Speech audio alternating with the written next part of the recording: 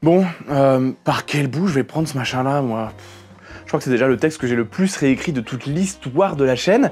C'est vous dire où j'en suis, enfin vraiment... Voilà, bref, aujourd'hui, on va parler un peu du film Jeanne d'Arc, sorti en 1999. Et l'avantage par rapport à d'autres productions, c'est que cette fois, Luc Besson, le réalisateur, a fait un joli livre pour expliquer toute la démarche autour du film. On y trouve son témoignage, mais aussi celui des acteurs et actrices, des équipes techniques, des costumes, des décors, et c'est assez passionnant en fait. Déprimant aussi, hein, attention à pas se mentir, mais passionnant quand même. Bref, aujourd'hui on va se poser ensemble la question, faut-il voir Jeanne d'Arc? Jeanne d'Arc est le 8e film de Luc Besson, réalisateur français qui à ce moment-là n'en est pas à son coup d'essai dans le cinéma international, puisque l'incroyable 5e élément est sorti en 1997, après Le Grand Bleu, Nikita ou Léon, des productions ayant marqué le cinéma international quoi. Est-ce que vous êtes classé dans la catégorie humain? Négatif. Je suis une mythe en pullover. Et Luc, il veut frapper fort. Parce que Luc, il a été marqué par la sortie de la liste de Schindler en 1993 et il sait que des projets américains autour de Jeanne d'Arc ne manquent pas.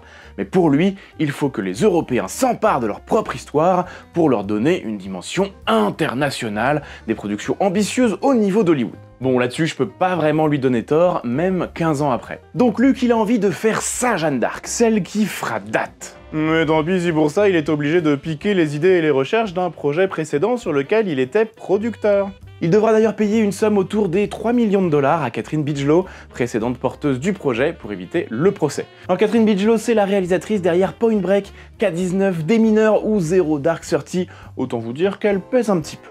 Bref, pour revenir à Luc Besson, il a donc décidé de faire son projet Jeanne d'Arc et convoque pour ça un casting de premier ordre avec Milla Jovovich, Dustin Hoffman, le jeune Vincent Cassel, John Malkovich, Faye Dunaway et un Tchéky Karyo que j'aime toujours autant dans sa capacité à avoir l'air particulièrement saoulé en permanence.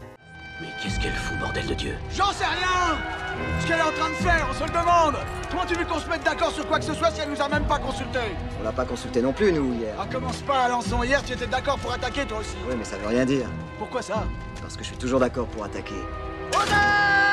Des milliers de costumes, des décors grandioses, des fortifications construites pour l'occasion, des montagnes d'accessoires et l'utilisation intelligente de lieux de tournage marquants, comme la République tchèque ou le château de Bejnac en Dordogne. Que je vous encourage vivement à visiter d'ailleurs, c'est magnifique, bien entretenu et on reconnaît énormément les décors du film. Côté musique, c'est le compositeur français Éric Serra qui sera aux commandes, là encore, du solide. En fait, à tous les postes professionnels, ce Jeanne d'Arc s'annonce exceptionnel. Difficile d'ailleurs de ne pas y voir une proposition française équivalente à Braveheart, sortie quelques années auparavant. Et vous allez voir que les deux films partagent en fait un même esprit à mon sens, mais je vais y revenir. Alors on pourrait commencer par parler un peu des événements décrits par le film avant de s'attaquer aux costumes. Ce sera peut-être plus facile pour ma santé mentale, hein? Oh, attendez. Oh là. Allô? Ouais? Ah bah j'arrive, d'accord. Excusez-moi, je dois récupérer un colis. C'est ma dernière arbalète, soyez sage. Moi je vous laisse avec une page de publicité. Attendez, c'est mis un voyageur, qu'est-ce que vous faites là? Vous n'allez pas partir à l'aventure sans protection quand même? Heureusement pour vous, j'ai dans ma boutique cette semaine le bouclier magique NordVPN. Voilà. Avec ça, si vous parcourez le web, vous allez pouvoir protéger votre adresse IP, masquer votre position et vos données de navigation aux yeux des brigands de grands chemins qui voudraient vous les voler. Ah bien entendu, la magie de NordVPN vous protège également des menaces comme les malwares et les virus, tout en vous alertant en cas de fuite de vos données personnelles. Oh, figurez-vous que là c'est la dernière version de l'armurier en plus, hein. Vous avez la possibilité d'embarquer un gestionnaire de mots de passe qui vous permet de créer des mots de passe complexes et sécurisés pour tous vos comptes. Voilà, avec ça, hein, je peux vous dire que le moindre voleur n'a plus qu'à remballer son petit kit de crochetage, plus aucune de vos portes ne lui sera ouverte, hein. Et si vous voulez ouvrir un donjon pour stocker vos trésors d'aventurier, eh ben c'est super pratique. En plus, bon le dites pas, mais il a un pouvoir secret, la téléportation. La téléportation, oui! Avec le bouclier magique NordVPN, vous pouvez vous localiser dans un autre endroit presque partout dans le monde et accéder ainsi à tout le contenu qui s'y trouve. C'est définitivement le compagnon parfait pour vos aventures sur le web. Ah non mais écoutez, c'est une affaire, hein. En plus, j'ai une offre exceptionnelle dessus en ce moment. 4 mois d'abonnement supplémentaires sur les abonnements de 2 ans et ça vous le fait à moins de 3 € par mois. Enfin bon, voilà, à ce prix-là, moi j'y perds un petit peu, c'est pour vous que je fais ça, hein, voilà. Je vous mets le lien en description pour vous inscrire au registre magique NordVPN et profiter de toutes les fonctionnalités de ce magnifique bouclier. Et je compte sur vous, hein, c'est comme ça que je fais vivre la boutique, moi. Et la magie, ça n'a pas de prix. Je suis content, regardez, elle est absolument magnifique. On parlait de quoi déjà? Ah oui, Jeanne d'Arc, Jeanne d'Arc. Alors, C'est moi le Thibaut du montage et je suis actuellement au fond du gouffre parce que j'ai perdu l'occasion de faire une blague. J'aurais dû vous dire qu'on n'était pas là pour parler de Jeanne d'Arbalète mais de Jeanne d'Arc. Bon, grosso modo, dans le film, on a 3 parties. Jeanne d'Arc enfant et sa révélation, Jeanne d'Arc en guerre et Jeanne d'Arc en prison. Voilà, chose qui est beaucoup reprochée au film d'ailleurs, en tout cas qui a été beaucoup reprochée au film. Les 3 parties obéissent à des rythmes et des ambiances très différentes, difficiles à saisir peut-être. Quoi qu'il en soit, on y suit l'histoire très classique de Jeanne d'Arc, telle qu'elle nous a été enseignée à l'école en France. Une enfant de Lorraine, née au début du XVe siècle, et qui entendait Dieu lui parler. Ce dernier l'incite à chasser les Anglais du royaume de France, alors en grande difficulté, et mettre Charles VII, le roi légitime, sur son trône. Ce qu'elle réussit à faire avant d'être capturée et brûlée vive à Rouen en 1431. Oui, alors comme tous les personnages emblématiques de l'histoire, si on écoute la légende, on a l'impression qu'elle a fait ça toute seule, avec ses petits bras musclés, mais j'y reviendrai un autre jour, sur la manière de traiter les personnages historiques. Du coup, en fait, je vais pas trop m'attarder sur la réalité historique liée au personnage, parce que, bon, déjà, je pourrais en faire une vidéo de 4 heures, je vous invite à consulter les travaux d'historiens sérieux sur la question, je vous en mets quelques-uns en description. Voilà, il y a des questions qui sont absolument passionnantes autour de ce personnage. Est-ce que, par exemple, est-ce qu'elle a vraiment existé? Est-ce qu'elle n'était pas plusieurs en réalité? Est-ce que c'est pas juste un récit fédérateur? Ou une manipulation? Ou un mélange de tout ça? Bref, c'est absolument passionnant. En attendant, Jeanne d'Arc a été canonisée en 1920, soit près d'un demi-millénaire après sa mort, devenant ainsi Sainte Jeanne au regard des catholiques. C'est dire à quel point elle a continué d'incarner dans cette religion un symbole de la foi, de la détermination et du sacrifice. Et c'est aussi pour ça que j'ai pas trop envie de rentrer dans les détails, parce que je trouve très important de faire un peu de nuances. Si l'on peut questionner le personnage historique pour mieux comprendre son époque, il n'est aucunement question de remettre en cause la foi et le symbole religieux qu'elle est devenue. Question de respect, être par des choses, tout ça, d'autant que l'histoire de ma propre famille a des liens avec celle de Jeanne d'Arc, on en parlera peut-être un jour. Il prépare quelque chose. Est-il? Très bien, gardez vos secrets. Donc pour revenir au petit Luc et ses envies de grandeur, il a voulu faire une Jeanne d'Arc somme toute assez classique, en exploitant son humanité à travers le jeu habité de Milla Jovovich. Pourquoi n'y a-t-il rien à raconter? Parce que je n'ai encore rien fait. Et pourquoi n'ai-je encore rien fait? Parce qu'aucun d'entre vous ne m'écoute quand je parle! Alors on aime ou on n'aime pas, c'est une interprétation du personnage. Allez, on parle des visuels un peu, parce qu'on est là pour ça, hein, et aïe, c'est compliqué. C'est compliqué parce que d'un côté, on a un bel effort de vouloir jouer vraiment avec de vraies armures fabriquées pour l'occasion, et ça, c'est très cool. On a des gens capables de s'habiller de manière propre et colorée, même avec des tenues pour le moins approximatives. Voilà, des murs peints, de jolis décors, un travail de lumière qui fonctionne très bien, et qui donne parfois des visions intéressantes de l'époque, des visions qui ne dénaturent pas la période. Et ça, c'est super cool. Pour autant, eh bien c'est ce que j'appelle un film pile ou face, voilà, c'est-à-dire qu'à chaque décision, on jette une pièce en l'air pour savoir si le visuel sera correct ou complètement dégueulasse, voilà. Alors oui, avoir des armures c'est bien, en avoir des bonnes et à la bonne taille, ça aurait été encore mieux. Voilà, avoir des costumes colorés et propres, c'est cool, les avoir au-delà de la cour de France, ça aurait été encore mieux. Voilà, le film navigue en permanence entre deux eaux, dont l'une est particulièrement sombre, sale et boueuse. Et c'est pour ça que je trouve que ce film est une évocation parfaite du changement d'époque de films historiques, comme Braveheart le fut juste avant. On a à la fois un pied dans le coloré, propre, lumineux et flamboyant des anciennes productions, et le sale, terne, déprimant des productions contemporaines. Voilà, c'est comme un trait d'union, la charnière entre les deux périodes artistiques. Voilà, et dans le détail, c'est intéressant, parce que ce fameux livre-là, celui que j'ai juste ici, que je vous ai montré tout à l'heure, et ben en fait il m'a donné de précieuses indications sur comment on en est arrivé là, en réalisant qu'aussi étrange que ça puisse paraître, la démarche des artistes du film n'est pas mauvaise à la base.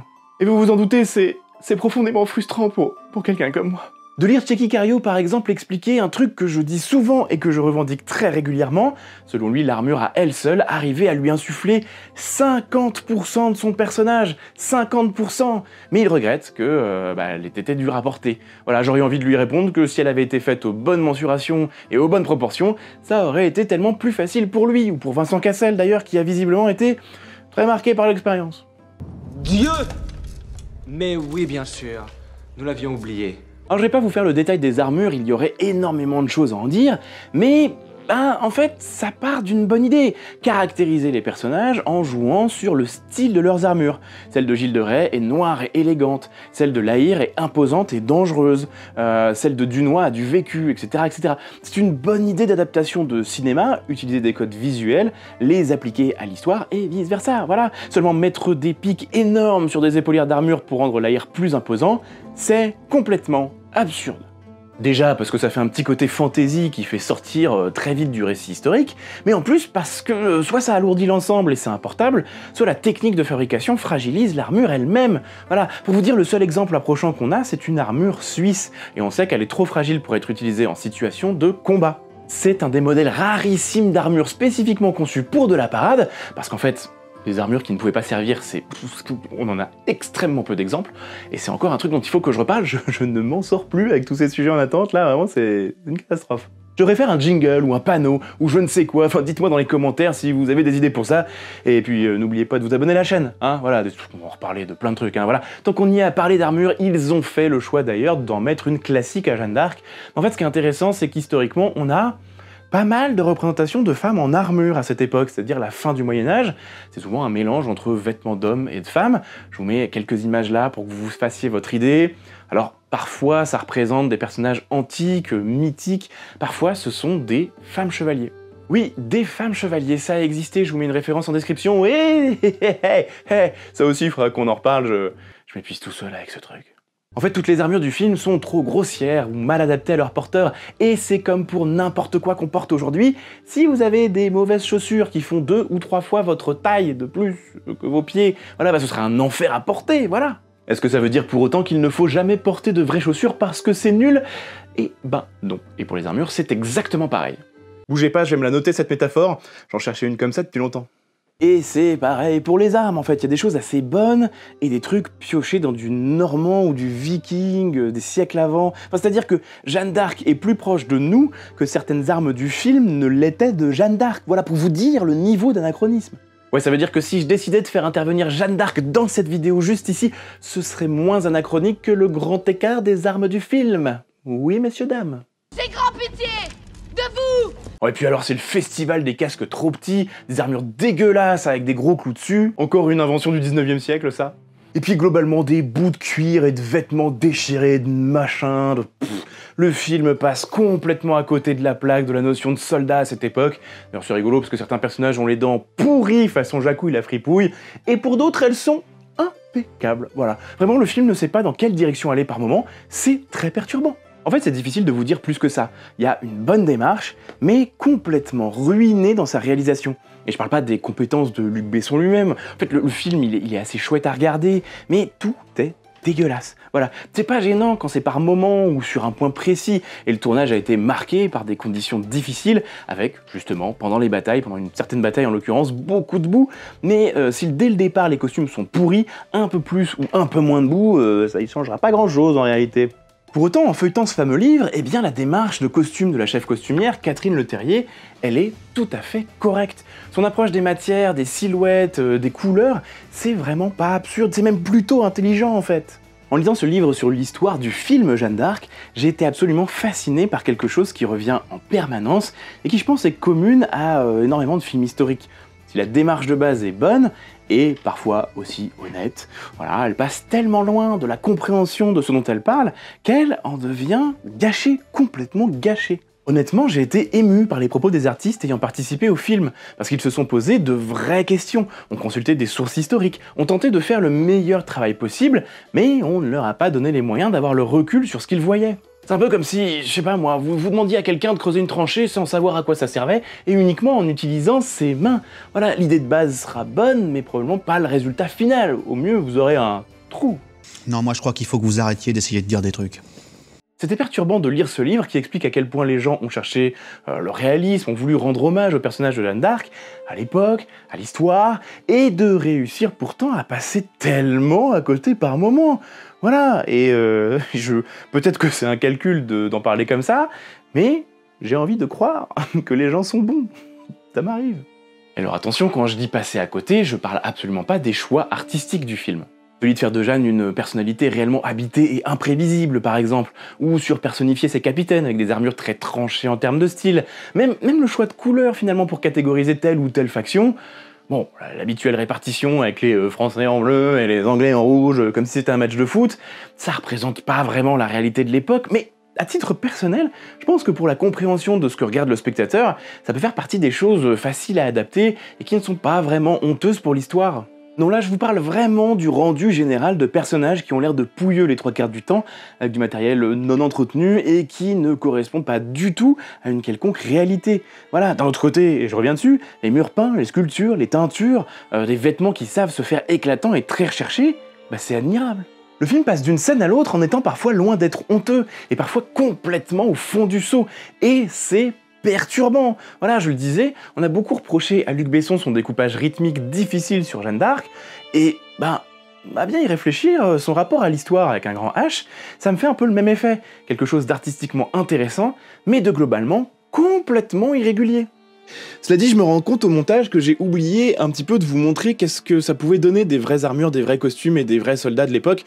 Donc je vous mets quelques images là qui ont été faites par Barry Photographie, dont je vous parle très souvent. Le lien est dans la description, il fait plein de trucs exceptionnels. Et ici, on est sur une période à peu près 1415, c'est-à-dire quelques années avant Jeanne d'Arc. Donc ça peut vous donner une bonne idée.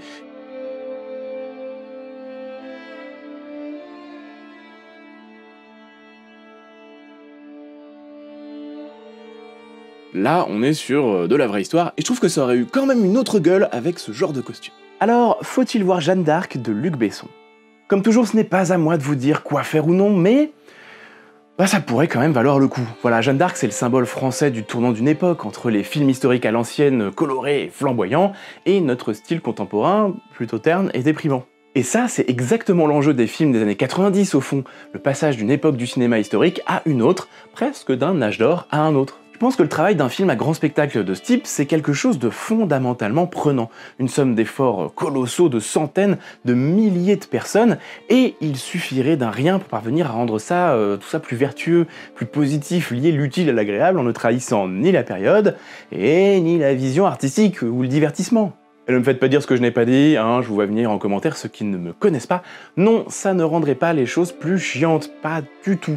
Au contraire, bien souvent, la réalité historique est moins ennuyeuse que ce qu'on en fait au cinéma. Et c'est le cinéma qui essaye de nous faire croire l'inverse. Voilà, désormais, il y a des dizaines d'exemples, des centaines peut-être, de succès populaires ayant réussi à allier les deux. On en parle souvent ici, films, séries, jeux vidéo, mangas, tout ce que vous voulez. Voilà. Et c'est dommage, je trouve ça un peu triste d'avoir une démarche correcte de base, mais de passer à côté en n'allant pas jusqu'au bout. Voilà, alors que le cinéma, par essence, il y a quand même un côté...